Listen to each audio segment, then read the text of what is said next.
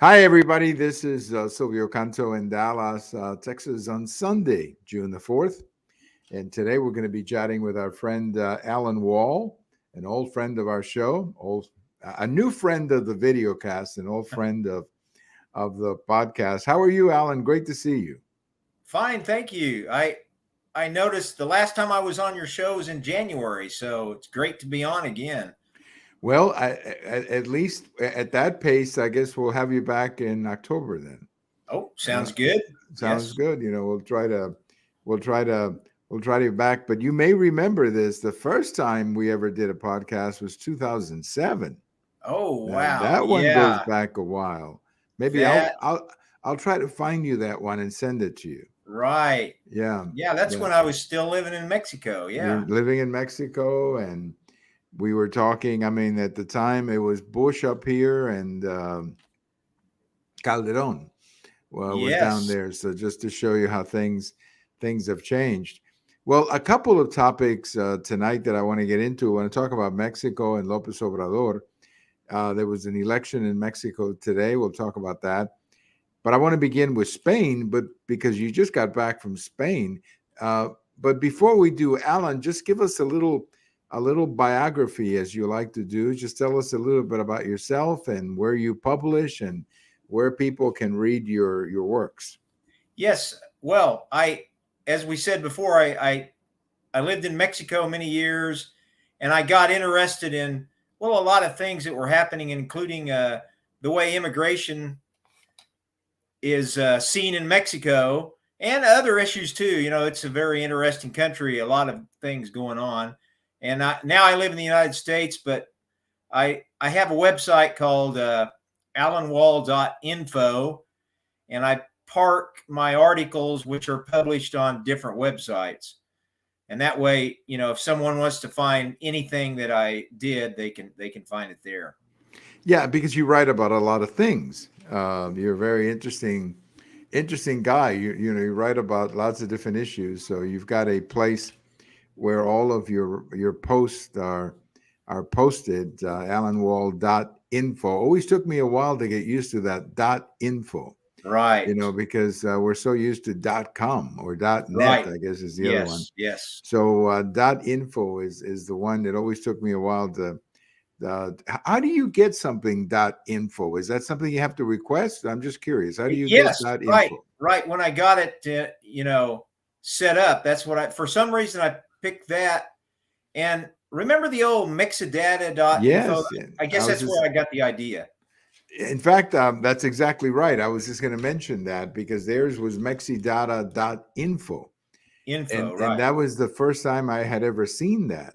Yes, it's not very And common. yeah, so I just I guess I got stuck with the .com. Haven't outgrown .com Well, yet. that's So okay. Yeah. yeah, I think they have plenty of room in .com for people. I don't think they're going to run out of space in .com, are they? Oh no, I don't think so. They'll I just don't think so. All right. Well, let's talk a little bit about you just got back from a trip to Spain, and they had some elections in Spain a week ago or 2 weeks ago. And even though they were not general elections, they were more regional elections, sort of like our governors, and I think there was also an election in Madrid. And the right or the center right parties did fairly well. And I posted something about this because I got some feedback from a friend in Spain as to why he thought that the right had done well. But what was your impression of the elections in Spain? well, I mean, it looks like now the right is very excited because it's looking like the president called snap elections for late July, so they're thinking with the big right wing party and then the smaller Vox party, they could form a majority and form the government. And they're very optimistic now. Of course, it's Yeah, not over. A lot could happen between now and July 23rd, but it looks good for the right in Spain. right. And I was talking to a friend who lives in Madrid, and in the interest of full disclosure, he voted for the right candidates. I mean, he voted for the center right party. But I asked him, why do you think they did well? he cited some examples that were interesting because we're seeing this in Italy, we're seeing it Yeah. in Germany, and I think you're going to see it in Canada when there's elections up there. And there seems to be a rebellion in the middle class against the administrative state, not the policies, but the feeling that the administrative state is sort of running things without the consent of the governed, of the people. I mean, you've got agencies like we do here, the EPA Yeah. going crazy. And he mentioned that. He also mentioned that all of this talk about transgenders and stuff like that has sort of disconnected the left from working people. That there's just like a cultural difference there, that they lose a lot when they're talking to working people. He also mentioned something about climate change. He says that climate change has gone from being a something that we all want. I mean, we all want clean air, to almost like a religion with the Yes. left. And so he mentioned a lot of these things, kind of put them all together, and it makes sense to me that those are the driving factors in Spain. I don't know if you picked up on anything like that. I think there's a lot to that in Spain and many countries. And like we had this when we were in March in Madrid, and we had this taxi driver, and man, he was really laying into the socialist government there, and I'm sure he didn't vote for him. And the right is really really optimistic and is looking pretty good in this. Well, the Vox Party, I've written about them on Viter several times. They broke off from the Partido Popular about 10 years ago, but they're working together with them too, because they're going to make join them in a government. They are willing to do that so they could, depending on how things go. Of course, some people think that the left is going to try to portray Vox, as like far right fascist types, and try to win the election that way. So we'll see, within the next 2 months how that all goes. Yeah. Yeah, we'll see how it goes. I mean, nothing is guaranteed, but you got to like their chances, I guess, given Yes. this election. And again, these were provincial or gubernatorial type elections. They were not national elections, but they did well. They did well in some of the states. Let me get back to the point I was making about the administrative state. We saw something like that up here, where the Supreme Court came down very hard on the EPA, saying, no, you were not authorized by Congress to do that. Yeah. And I think that we're, in Europe, I think you're starting to see a certain rebellion against the European Union, the sense that they Yeah. have way too much influence on the sovereignty of different countries. And something I've heard, I don't know if you picked this up when you were in Spain, but something I heard was that a lot of Spanish people would love to go back to the days of la peseta, the currency that they used to have, because that way it's a heck of a lot easier to attract a visitor like you, or to export, because they can Right. manipulate their currency a little bit better. So I heard that. I don't know if you've heard that. No, that all makes sense too. Yeah, I didn't particularly hear that, but yeah, that I think I've read a lot of those Southern European countries. They would like to have more flexible currency, and why not? It's their country. That way, every country could manage its own currency. The problem with the European Union has just become too big and too controlling. Right. No, I agree. It's just too bureaucratic. I mean, and it's just, Yes. but I know that in the case of Spain, two of the things that Spain has always depended on are exports and tourism. Like, you Yes. visited Spain, and when they had their own currency, their own peseta, or Italy, the lira, or Portugal, whatever they had, I don't remember, or Greece, whatever they had, they could control their by manipulating their currency, they could keep their exports cheaper, and they could also make the country cheaper for tourism. Yeah. And for a country like Spain, that matters a heck of a lot. Maybe not so much for France or Germany or the UK, but for a country like Spain, it matters a lot. So I think maybe there's a little bit of that resentment in the population against this European Union that seems to seems to be doing everything but uniting people, Alan. Yes, exactly. Yeah. Exactly. Well, let's go down to Mexico. Let's go down to Mexico. You're right. We'll have to keep an eye on the elections coming up, I guess, in June, and or not June, but in a couple of months Yeah, in July Spain. 23rd. Yeah. Well, down in Mexico, we have a very interesting case. I follow a lot of what's happening in Mexico now that Mexidata is no longer publishing. I've kind of become very interested in that other website, Pulse News Mexico, and I check that just about every day to see stories coming from Mexico, and they are doing a lot of reporting on Lopez Obrador and what's going on with him. But before we get to Lopez Obrador, they just had a big election today in the state of Mexico, and his candidate won by apparently 10 points. So that's a huge victory for him. The state of Mexico, as you know, is the biggest state in Mexico, and you know, Peña Nieto used to be a governor of the state of Mexico. So whoever runs that state becomes presidential all of a sudden, Alan. Yeah. Yeah. And before that election, I read a story talking about how basically the PRI, if they can't win it, which they didn't, it's really like another nail in the coffin that the PRI is declining, and it could just not become a non-national.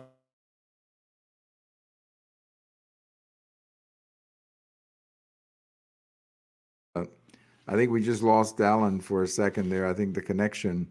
There, we get you back, Alan. Let's see. Let's try again. Yeah, I think I can hear you, but I cannot see you you. can't So see me. yeah, just keep trying on that. But if Maybe I AMLO was cutting us off or something. yeah, as long as I can hear you, at least I can hear you. But Well, I don't know what to do here. well, Should I? let's see. You may have a button there that says video, or uh, there should be a video button there. Let me Okay, I'm see. looking. I'm looking. Yeah. Uh, Let me. Yeah, I don't know. can't find it. Okay, well, let's just keep going Anyway, then. We'll keep going, and we we cannot see you, but we can hear you, and if we can hear you, that's okay, here. Okay, I oh, found there the you button. are. You found the button. There's It's always a been button. something else, but I figured it out. Yeah, but you know something about these machines. There's always a button Yeah, in these machines. So, I just don't know what's going to happen all the yeah, time. that's right. So there's always a button that bails you out. Yeah. But anyway, you were saying right before technology interrupted us, you were saying that the pre could very well disappear. And actually, that might not be bad for the Yeah, I pre. think we've got too many parties as it is. What does it really stand for anymore anyway? Well, that's So it. that And probably would be better. it burned a lot of bridges over the years. And my impression is that the young people don't like the pre, that Right. they associate the pre with a lot of corruption, right or wrong, but they do. So maybe a different party would help. But anyway, they do have a governor elect in the state of Mexico. It's a lady who I guess is very closely associated with Lopez Obrador. So we'll Yes, see that's what I where it read. goes from there. Now let's talk about Lopez Obrador himself. He's become, he's outspoken, very authoritarian. He recently told, I think you wrote about this too.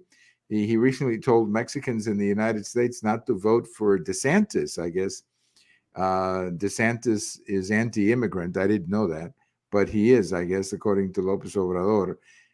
He got into a fight with Peru. I mean, this Yeah. guy seems to be doing everything but running the country, Alan.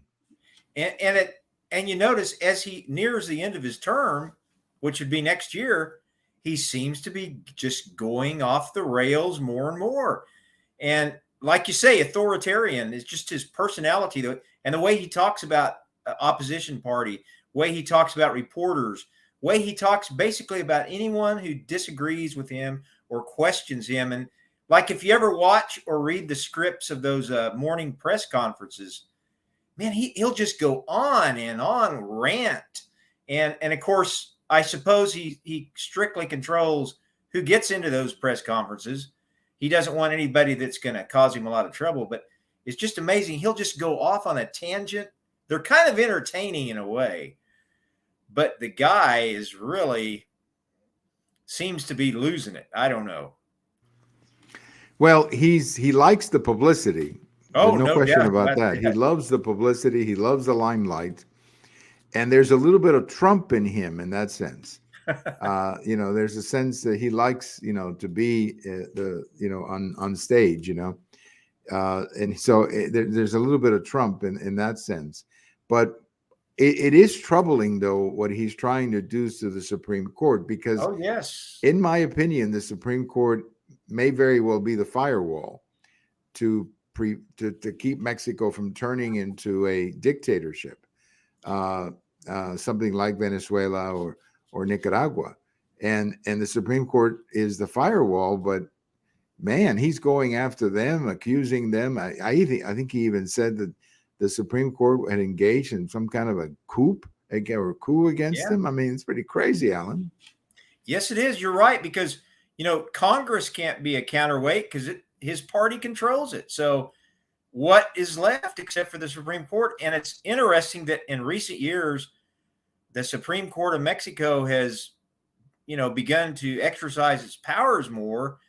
And like on this Maya train, courts are actually slowing him down on this Maya train. It really infuriates him, though. He's infuriated when anyone opposes him. Right. Yeah, no, I agree. And that's his authoritarian tendency. But the problem with people like that is, especially him, that he knows how to play the game with his followers. Oh, yes. And his They still followers love him keep, a lot. yeah, they do. You just seen this election in Estado de Mexico. I mean, that's a big election that I'm sure he'll be taking credit for that.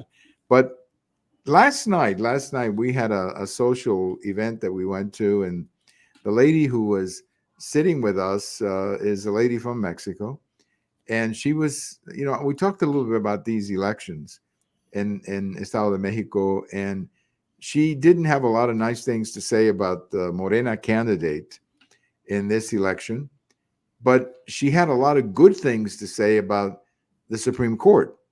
That the Supreme Court, apparently people in Mexico see the Supreme Court as a very legitimate organization, an organization of integrity.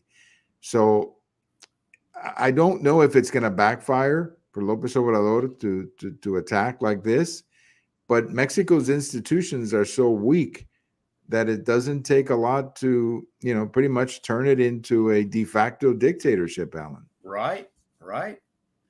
Yeah, it's very troubling. When you look at Venezuela, for example, we discussed what happened there. They had a total system there. They had democratic system, and then they just get taken over. And I understand there's somebody from Venezuela who worked for the Venezuelan government in the education department that is now in the education department of Mexico, pushing the same ideas. So that's very concerning also. Right. And the teachers union in Mexico has always been, Oh, yes. very associated with the left anyway. Right. So it wouldn't take a lot. But I just, what concerns me, I guess, also about Lopez Obrador, there was a story that came out in Pulse News Mexico. One of the ladies there wrote a story about Lopez Obrador admitting that the Chinese were bringing, fentanyl, or at least the components to make fentanyl, into the country. And this could really turn into a difficult situation if either DeSantis or Trump is elected in 2024. I think this relationship with Mexico could get very difficult. Now, they're going to have a new president also in 2024, but right. if the next president of Mexico follows the same line as Lopez Obrador with respect to the border and simply saying, hey, it's not our problem that you guys consume all that fentanyl, I think that could really be a clash between the two countries, Alan. Yes. Yeah, depending on who's in, and because the Morena party looks really strong. There are several possible strong candidates, and unfortunately, I don't see any great opposition. Maybe somebody will emerge, but you don't see opposition parties really making a good case of why this what the government's doing is bad. The Pond Party, they ought to be on front row on this, but they seem to have lost their leadership. Yeah, it is kind of ironic with Pan because I remember when we first chatted years ago that it was the Pan who broke the streak of the PRI with Yes, Vicente Fox and then right. Calderon. And I thought Calderon acted correctly against the cartels when he took them on directly. But I don't see that same kind of energy with Lopez Obrador. I don't. It's hard for me to believe that he doesn't see the threat of these cartels to the sovereignty of Mexico. I mean, Oh, these cartels yeah. are very powerful, Alan. Look what they're Yes, doing yes, in Cancun right, with these shootings. I mean, that can scare a lot of Americans very quickly, Alan. right. That could ruin the tourism industry. It doesn't take a lot. It just Right. takes a few stories to do that. What are you hearing about the Mexican economy in general? The peso has gotten stronger over the last few months, is just by judging by the exchange rate. Um, what are you hearing? I mean, is Lopez Obrador, is the economy a factor, you think, in his administration at all, Alan? I think he's not really interested in it. Sometimes the economy is going to go up or down regardless of what the government does, but I don't think he's really that interested in it, especially right now with all these other things that he's trying to do. With the Yeah. Maya train and everything. This Maya train is it's a crazy story. I mean, why is it so important to him? I don't understand why the Maya train is so important to Mexico. Maybe I'm Right. missing something, Alan. Well, they already have highways all over the peninsula, Right, so right. tourists can get around. But he's just it's kind of like that airport thing. Mm. He just was determined, and he just didn't care what anybody else said. It became kind of like his baby, right? His Yeah, baby, yeah. but you're right. I mean, Mexico has a very good infrastructure as far as roads, Oh, as yes. far as airports. I mean, if you're a tourist, you can get around Mexico very easily. So Right, exactly right. what the Maya train does, I don't know. He's been involved in recently in some expropriation of railroads. Have you Yes, heard about that? yes. Again, why would he do that? That makes no Right. sense to me. No, it Um, doesn't. But he's exercising his power, like we said. He's showing what he can do. well, the other thing too, Alan, that just to me, this is almost it's funny actually. It's actually a funny story, but it's not funny. And that is this battle that he has with Peru. Oh, I mean, yes, it's like this is crazy. Why would the yes. president of Mexico even get involved in a Right, Peruvian matter? Look, I don't know everything that went on in Peru.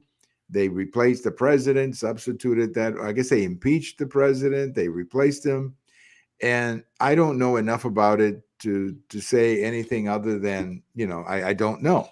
But it's Peruvian business. I mean, why is right. Mexico of all countries sticking its nose in the business of Peru, Alan? Following Mexico as much as you have, how how sensitive Mexican presidents have been about About getting involved in Mexico. any other country, Alan. Right. And well, I think for one thing, he sees that, and he does not like to see a president getting removed by Congress. Not that there's much possibility of that happening in Mexico, but just on principle, I don't think he likes that idea. Yeah. No, I think you're right, especially a president from his side of the Right, a leftist yeah, president. leftist president. Yeah. Yes, yes, definitely. Yeah. Let me leave you or bring up one last point tonight. This is more about American politics, but it has to do with immigration. Did you hear Robert F. Kennedy Jr., who is obviously the son of the late senator and who's running for president? He made some remarks today that were pretty remarkable about immigration reform. He basically said, you have to secure the border first before you can convince the American people that we need immigration reform. I think that's an amazing departure from the Biden policy, Alan. Well, yeah, yeah, and he's mentioned it before, because obviously the Biden administration, they're not trying to secure the border in any No, way that we would recognize, at least, you know. no, and I heard today that some of the people who are coming over, who are crossing over and getting these tickets to see a judge, some of them have to wait like 5 or 6 years. Oh yeah, it's just they just want to get in the country. They figure they won't be deported, and they're probably right. But what are they going to do for 5 or 6 years? I mean, I guess they can get work in the sense that there's Right. always going to be an underground market Yeah. or but what if they get sick? Where are they going to go? Well, probably the emergency room. The emergency room, right? And who pays for that? Well, yeah, the I taxpayer. mean, that's the problem. And you look at what's happening in New York, look what's happening in Chicago. In Chicago, I don't know if you saw the story, in a recent city council meeting, a bunch of the locals got up and really gave it to the mayor about bringing in people from the border. And in New York, I mean, the mayor of New York probably wishes he had never been elected because Yeah. he's catching all kinds of heat from the Right. locals about that. So it's such a, Alan, to me, I'll just say one last thing. And this whole immigration, this whole border issue is such a dereliction of duty. I don't know how else to say it, Alan. Right. Right. And they're breaking the law. Just it's against the law what they're doing, but the executive just can get away with it because he doesn't even have to change a law, does he? He just doesn't enforce the law. It has the same effect. Right. No, and the problem is that if you impeach him over that, I think that would distract the Congress to such an extent when I actually think they have more important things to do. Uh, Not that violating the border is not important, but I'm just saying they have so many other things to do that if you impeach him, you're never going to remove him. And so it's just yeah. going to turn Right. into a big circus as we Right. saw with Trump. Well, Alan, anything else that you wanted to add? I know we had a lot of points tonight. Anything else that Oh you well, wanted to add about let me just say Mexico or about anything? my Spain trip. It was great, and I would say everybody who's from a Spanish speaking country or a Hispanic origin or has lived in a Spanish speaking country, you got to go if you can visit Spain because I really felt like you know there's a real link between Spain and Mexico there. I felt that I sort of felt like I already you know belong there in a way. You feel like you can identify with the people if you're already, the language has a lot to do with it. And it was Right. just a great trip. We had a great Well, time. My sons and well, I went together. yeah, no, I bet you had a great time. And of course I have a link to Spain. It's called my grandfather. But Exactly. Yes. so You could that go where he to his hometown, and yeah, things I like that. can that's that one. Hit my Well, both of my parents have Spanish roots, but the one closest to my grandfather came to Cuba in the 1920s from Spain, so about 100 years ago.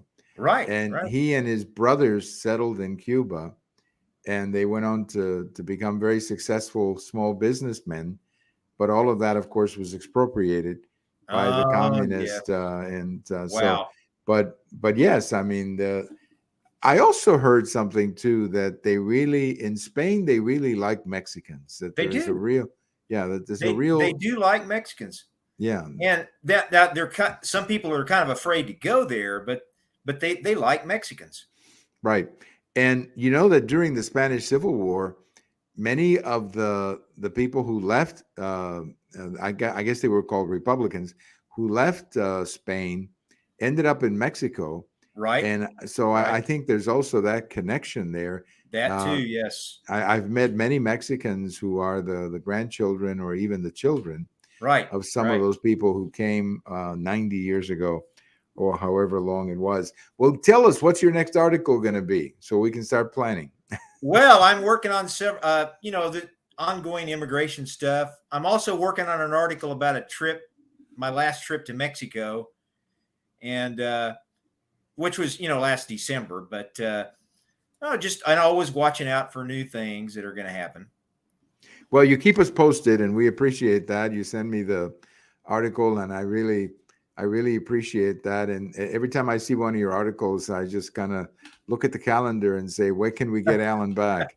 Because it's a lot of fun to have you back and enjoying things. Well, Allan, have a great evening, and thank you so much for your time. And as always, it's a great honor and a great pleasure to chat with you, as always. And we've been